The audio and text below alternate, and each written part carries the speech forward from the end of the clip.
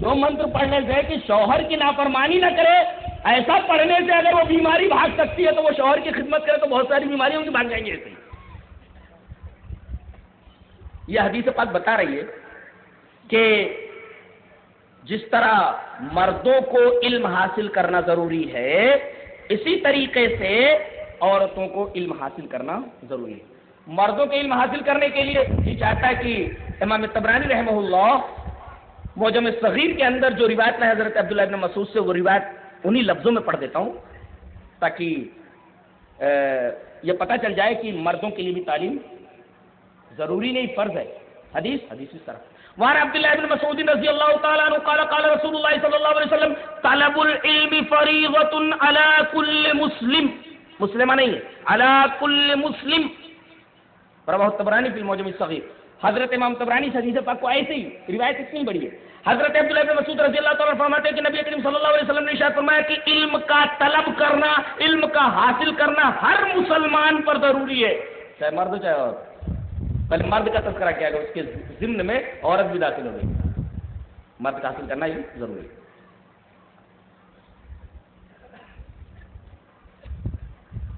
امام بخاری کی فقاہت دکھاؤں، دو فقاہتیں دکھاتا ہوں امام بخاری کی۔ امام بخاری کتاب العلم کے اندر باب باندھتے ہیں، کیا باب ہے؟ باب تعلیم الرجل امتہ و اہلہ، یہ باب ہے آدمی کے تعلیم دینے کا اپنی لوڈی کو، اپنی نوکرانی کو اور اپنے اہل و عیال کو۔ آدمی تعلیم پہلے کس کو دے گا؟ نوکرانی کو کہ اپنے بچے بچیوں کو؟ ہاں، بچے بچیوں کو دے گا نا۔ امام بخاری رحمت اللہ علیہ نوکرانی اور لوڈی کا لفظ پہلے لا رہے ہیں اور اس کے تحت ایک حدیث لا رہے ہیں باب کی۔ باب کیا ہے؟ باب تعلیم الرجل امتہ و اہلہ، یہ باب ہے آدمی کے تعلیم دینے کا اپنی لوڈی، اپنی نوکرانی اور اپنے اہل و عیال کو۔ یعنی امام بخاری رحمت اللہ علیہ فرمانا چاہ رہے ہیں کہ اہل و عیال کو تو تعلیم دینا ضروری ہے ہی، اگر تمہارے گھر میں کوئی کام کرنے والی ہو تو اس کو بھی تعلیم دینا ضروری ہے، یہ تمہارا فرض بنتا ہے۔ بتائیے، کہتے ہیں کہ کوئی آدمی جاہل نہ رہ جائے، علم اتنا پھیلاؤ، اور علم کی لہر اب چل چکی ہے۔ پہلے پورے گاؤں میں چند آدمی پڑھنے والے ہوتے تھے، بچہ پیدا ہوا، تھوڑا سا بڑا ہوا، کام پر لگا دیا، بہت کم لوگ تعلیمی میدان میں آگے آتے تھے، بہت کم لوگ پڑھتے تھے۔ لیکن اب تعلیم کی مہم ایسی چل پڑی ہے کہ بہت کم لوگوں کو آپ ان پڑھ دیکھیں گے۔ غریب سے غریب آدمی اپنے بچوں کو اسکول میں ڈالتا ہے، مدرسے کے اندر ڈالتا ہے۔ در حقیقت یہ ترغیب علم کی نبی کریم صلی اللہ علیہ وسلم نے آپ سے 1400 سال پہلے ہی دی ہے کہ اپنے اہل و عیال کو تعلیم دینا ضروری ہے ہی۔ کوئی تمہارے یہاں کام کرنے والی یا کام کرنے والا ہو، اس کے اوپر بھی محنت کرنا تمہارے لیے ضروری ہے، تعلیم دینا نوکر و نوکرانی کو بھی تمہارے لیے ضروری ہے۔ بتائیے، علم کی ترقی کے لیے اس سے عمدہ بات اور اس سے اعلیٰ قسم کی بات کوئی اور کہہ سکتا ہے؟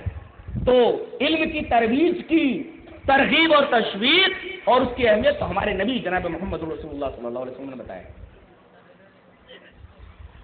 ایک باب اور بات سے کیا بولتے ہیں؟ باب العلم قبل القول والعمل، یہ باب ہے علم کا بات سے پہلے اور عمل سے پہلے۔ یعنی اگر کوئی بات بول رہے ہو تو اس سے پہلے علم ضروری ہے، جب تک علم نہ ہو تب تک بولو نہیں، اس کے بعد عمل، جب تک علم نہ ہو تب تک عمل نہ کرو۔ یہاں دیکھو کتنے لوگ ہیں، امام صاحب بول دیے وہ صحیح ہے کہ غلط ہے، چپ چاپ مان لیے، مولوی صاحب بول دیے صحیح ہے کہ غلط ہے، چپ چاپ مان لیے۔ یہ بات فرمائی جا رہی ہے کہ جب تک تمہیں علم نہ ہو تب تک بولو نہیں، جب تک تمہیں علم نہ ہو تب تک عمل نہ کرو۔ عمل سے پہلے علم ہے اور قول سے پہلے، بات سے پہلے علم ہے۔ باب العلم قبل القول والعمل، یہ باب ہے علم کا، بولنے سے پہلے، بات کرنے سے پہلے اور عمل کرنے سے پہلے۔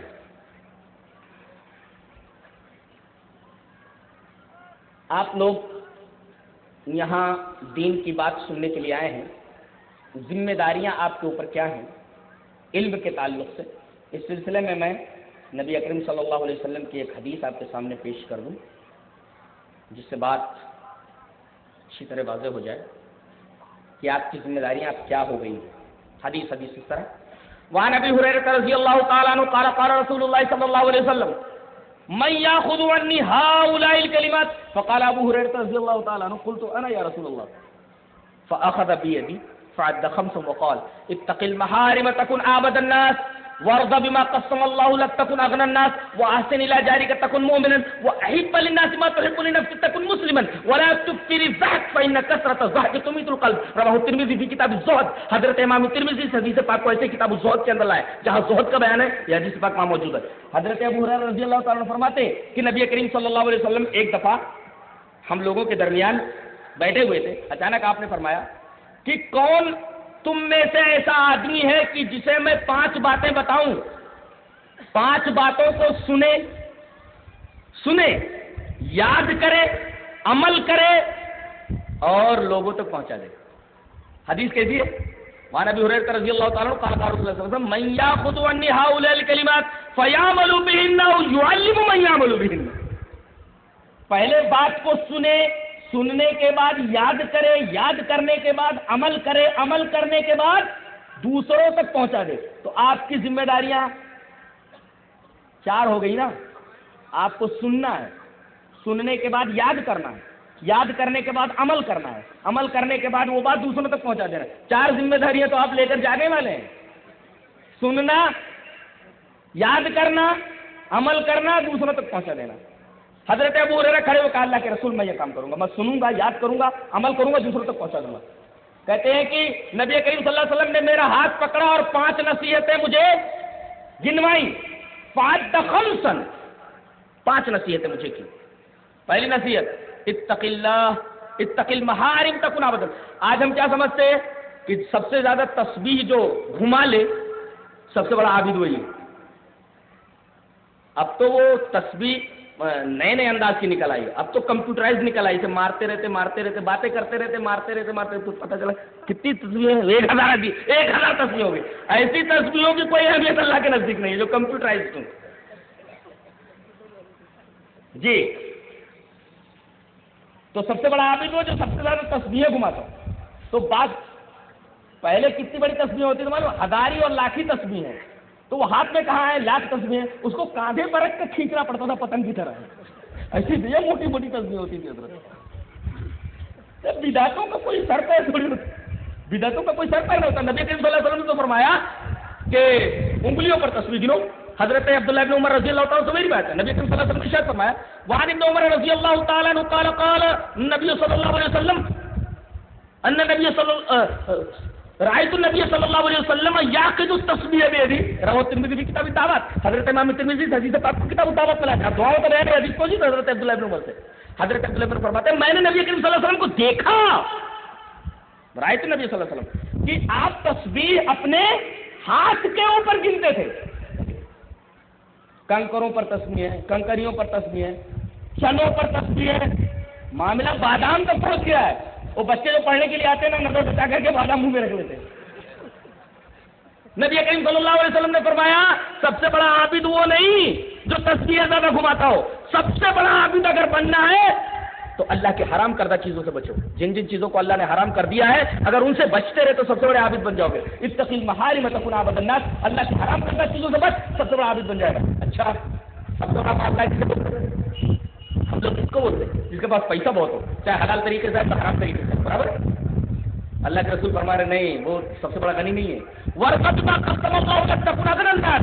اللہ نے جو قسمت میں تیرے رزق لکھ دیا ہے اس پر مطمئن ہو جا, سب سے بڑا غنی ہو جائے گا. تو سب سے بڑا مالدار بننا ہے تو جتنا اللہ نے تمہاری قسمت میں لکھ دیا اس پر راضی ہو جاؤ. اتنا ہی میری قسمت میں پیسہ ملا, سب سے بڑا غنی. اور آپ نے آخر میں فرمایا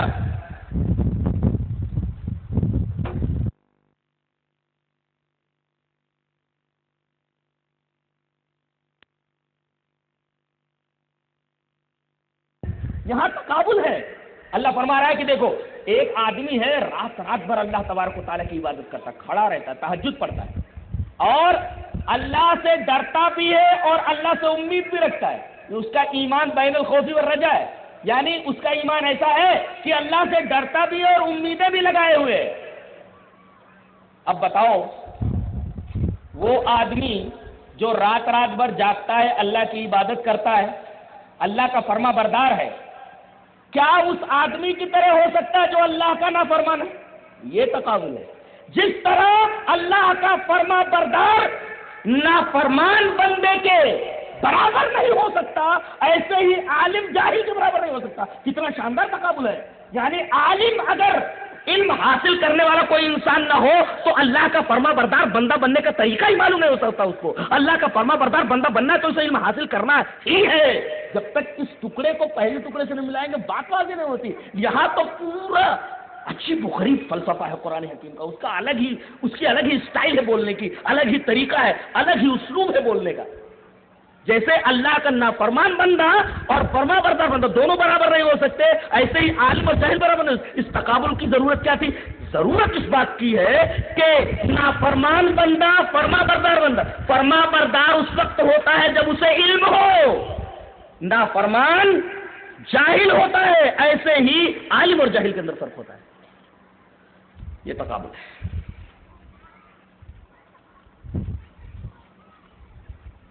اور علم کی اہمیت پر سب سے عام دلیل تو آپ کو معلوم ہے، بیان کرنے کی ضرورت ہے، اس سے اشارہ کر دیتا ہوں. نبی کریم صلی اللہ علیہ وسلم پر غار حرا میں سب سے پہلے کون سی وحی اتری؟ سورہ علق اتری نا. پہلی آیت کیا ہے؟ اقرأ بسم ربک الذی خلق. پہلی سورت کی پہلی آیت کا پہلا ورڈ ہی اقرأ ہے. پڑھ. دنیا کی ایسی کوئی کتاب نہیں ہے کہ پہلے جو بات اترے وہ تعلیم کے بارے میں. پڑھ. اقرأ بسم ربک الذی خلق. اور اس میں اشارہ اس بات کی طرف. جانتے ہیں یہ آیت کب اتر رہی ہے؟ یہ آیت کب اتر رہی ہے؟ جب عرب والے جاہل بھی تھے اور مفلس بھی تھے. پیسہ بھی نہیں تھا ان کے پاس، طاقت بھی نہیں تھی ان کے پاس، اور علم بھی نہیں تھا. مکہ کے اندر اتنے لوگ پڑھے لکھے تھے، تھوڑے، جن کو انگلیوں پر گنا جا سکتا تھا، 5 آدمی 10 آدمی بس، وہ بھی تھوڑے پڑھے لکھے. اس ماحول میں یہ آیت اتر رہی ہے کہ تم مفلس بھی ہو، ذلیل بھی ہو، خوار بھی ہو، ذلیل ترین قوم ہو تم دنیا کی، جاہل ترین. اسی وجہ سے اس دور کو دور جاہلیت کہا جاتا ہے. جاہل قوم ہو تم، اور تمہارے پاس کچھ ہے بھی نہیں، دولت بھی نہیں ہے اور علم بھی نہیں ہے. اللہ ایسے ماحول میں پڑھنے کے لیے بول رہا ہے. اشارہ اس بات کی طرف ہے عزت چاہیے تو پڑھو، پیسہ چاہیے تو پڑھو، عزت چاہیے تو تعلیم حاصل کرو، دولت چاہیے تو تعلیم حاصل کرو. اگر اس آیت کریمہ کو ماحول سے جوڑیے تو ہمیں یہ تعلیم ملتی ہے کہ ایسے ماحول میں اللہ پڑھنے کی تعلیم دے رہا ہے. جبکہ عرب والے مفلس ہیں، بے عزت ہے، کوئی شہرت نہیں، کوئی عزت نہیں، پیسہ نہیں ان کے پاس. اسی طریقے سے جاہل لوگ ہیں، ان لوگوں کے بارے میں ایسی بات کہی جا رہی ہے. پڑھو اگر عزت حاصل کرنا ہے، پڑھو اگر دولت حاصل کرنا ہے.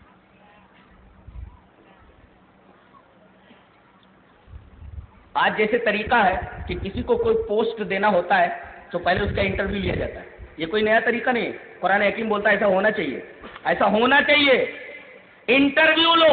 آج خالی سرٹیفکیٹ دیکھ لیتے تھے، پوسٹ گریجویٹ ہے، یہ ڈگری ہے اس کے پاس، چلو پوسٹ دے دو. نہیں، کاغذات دیکھنے کے بعد، ڈگریز دیکھنے کے بعد سورس لایا ہے وہ مت دیکھو. ڈگری دیکھنے کے بعد انٹرویو لو، اور انٹرویو پر پورا اترے تو اسے وہ عہدہ دو. حضرت یوسف علیہ السلام آ رہے ہیں، بادشاہ بول رہا ہے لاؤ ان کو میرے پاس لاؤ. سنا ہے خواب کی تعبیر بتایا اس نے، لگتا ہے بہت پہنچا ہوا آدمی، جیل میں سے نکال کر کے لاؤ. وقال الملك ائتوني به استخلصه لنفسي فلما كلمه. جب انٹرویو لیا ان سے، تکلیم کا مطلب ہوتا ہے انٹرویو لینا ہے. کہا ان کو لاؤ. بادشاہ نے کہا یوسف علیہ السلام کو جیل میں سے میرے پاس لاؤ، میں اپنے لیے خاص کر لوں گا. استخلصه لنفسي. آئے فلما كلمه، جب ان کا انٹرویو لیا، قال انك اليوم لدينا مكين امين. آج سے تم ہمارے بہت ہی قریبی مصاحب ہو اور ہمارے ہاں آپ کا بڑا زبردست مقام ہے. حضرت نے عہدہ مانگا، ایک بڑا عہدہ. عہدہ تو ویسے نہیں مانگنے چاہیے، لیکن دیکھے آدمی کہ مجھ سے زیادہ اس عہدے کے لائق نہیں ہے، دوسرے لوگ نااہل ہیں، تو اپنے آپ کو پیش کر سکتا ہے، جائز ہے.